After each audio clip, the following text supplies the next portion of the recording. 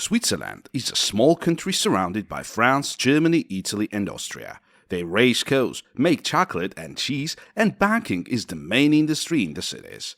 Everybody in the world knows and admires Swiss watches, medications, logs, and other products of the highest quality. The French, Germans, and Italians travel here as a labor force, and the Swiss do not know how to spend their huge salaries of $8,000 per month. The country remains neutral. This means they haven't been at war for more than 200 years, despite its geographical location around more hostile neighbors. Neither Nazis nor Habsburgs were able to conquer it. Furthermore, it is the only country in the world able to survive a nuclear bombing. So how was it possible for Switzerland to become a real fortress in the center of Europe which cannot be conquered for many centuries? This is Smart Stories channel. We tell stories that make you think. So how did Switzerland become a real fortress in the center of Europe which cannot be conquered for many centuries? First, let us remember where Switzerland comes from. New bridge construction technologies allowed people to start the development of new territories in the Alps through which new trade routes were set from the Mediterranean to Central Europe. One of such routes passed through the valley of Uri, Schwyz, and Graubünden. In the 11th, 13th centuries, new cities emerged here, Bern, Lucerne, and Fribourg, which became very rich. The Austrians could not remain indifferent to it, and in 1315 tried to occupy 3 Swiss cantons, sending 9,000 soldiers to the area, 2,000 of which were horsemen. Cavalry was considered the gods of war in those times, and the 2,000 Swiss militia seemed to have no chance against them. That is why they chose to cover behind numerous wooden and ground hideouts. The Austrians knew about the defensive abilities of their rivals and decided to strike at the most vulnerable spot in their defense. For that, they had to pass through the Morgarten Mountains. This is where a legendary battle took place. For the first time in history, the Swiss managed to eliminate cavalry by the hands of infantry. This is how a witness of the event, Johann von Winterthur, described the battle. The anger of the Swiss was so great that the Austrian infantry soldiers threw themselves into the lake as they saw the bravest knights of Austria falling, preferring to drown rather than die out of the anger of their enemies. This battle allowed Switzerland to create an image of sort of an Alpian Sparta, that professional warriors lived here instead of ordinary people. For the next centuries, every more or less serious army tried to hire at least several Swiss mercenaries. Time passed, and by 1513 there were already 13 cantons in the Swiss Confederation. In the world, artillery was implemented in war tactics. Swiss infantry was unable to oppose it, and they lost the Battle of Marignano against France, and the two countries signed an eternal peace agreement. According to that document, Switzerland was obliged to send its mercenaries to France. Also, they entered the French market, where they could sell their products: fabric, cheese, books, jewelry, and watches. As they earned some money, the Swiss started to lend money to various countries in war, mostly to France. Thanks to that, Geneva gradually became the financial center of Europe, and the Swiss banks became the most reliable in the world. If we take a look at the geography of Switzerland, in military terms the country can be divided into 3 parts. The Alps are in the south. This is a huge mountain range which occupies the largest part of the area of the country and separates it from Austria and Italy.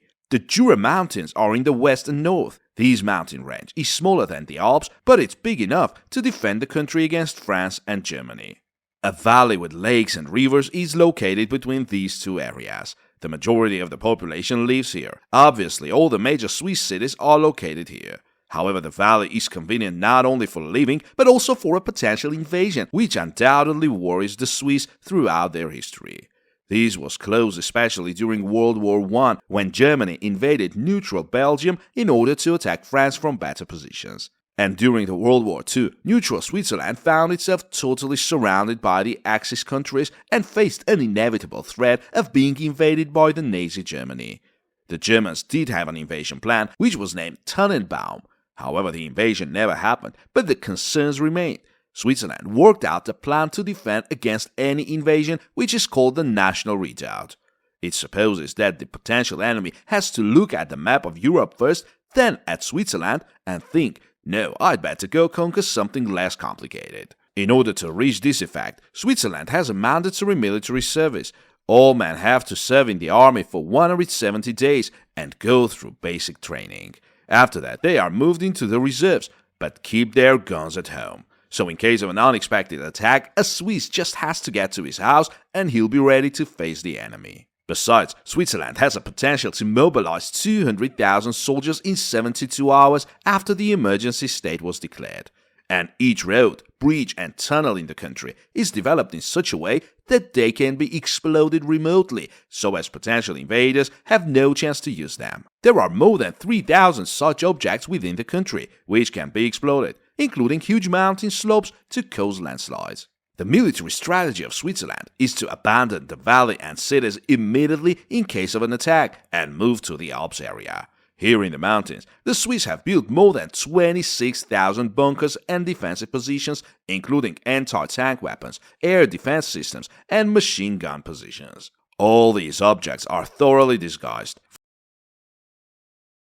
For instance, here's an anti-tank weapon, which looks like a stone. Or here's a barn, which is in fact a machine gun position to the left and an anti-tank gun to the right. Both objects are connected by an underground tunnel. Such positions are spread all over Switzerland and turn the country into an impenetrable fortress in the middle of Europe. Thanks to this, Switzerland managed to stay neutral in both First and Second World Wars.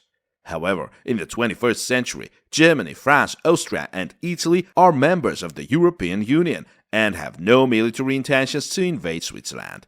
Furthermore, they are concerned with the fact that only in 72 hours an army of 200,000 may be gathered in the center of Europe. This is why, in recent years, some bunkers and shooting positions of the National Redoubt have been turned into museums in order to calm their neighbors. Besides, Switzerland has reduced the number of its soldiers from 200 to 80,000 people. Nevertheless, Switzerland still remains the safest place in the world, even in the event of a nuclear war, as it is the only country in the world which has enough shelters for the whole population. All residential buildings in the country, built after 1978, are furnished with shelters that can withstand an explosion of a nuclear bomb of 15 megatons. It is 12 times more than the explosion force of a Russian missile Topol-M. By 2006, Switzerland was able to accommodate more than 8 million people in its bunkers, including bunkers in ordinary houses and tunnels, which can provide all the necessary things to survive for 4 months. So if the world goes insane and the Third World War breaks out, the survivors will be only some leaders of a few countries, cockroaches, and 8,700,000 Swiss citizens. This was the end of our today's video. Don't forget to subscribe to our channel and check other videos we have. Thank you for watching and see you soon. This is Smart Stories channel. We tell stories that make you think.